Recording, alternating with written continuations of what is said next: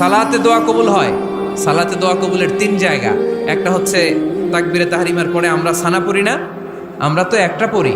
আল্লাহর হাবিব সুন্নাহ এবং নফল নামাজে আরো পড়তেন সানা, ওই দোয়া কবুল হয়। দুই নম্বর জায়গা সালাতে সেজদায় পড়ে দোয়া করলে কবুল হয়। আকরাবু মা ইয়াকুনুল আবদু মির রাব্বিহি ওয়া হুয়া সাজিদ ফাকসিরু ফীহি দুআ।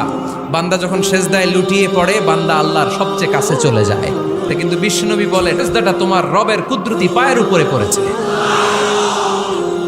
সেজদায় পড়ে দোয়া করেন। সালাম ফিরানোর আগে বিশ্বনবী দোয়া করতেন, লা ইউসাল্লিমান্না আহাদুকুম হাত্তা ইয়াতাআওয়াযা মিন আরবা'a।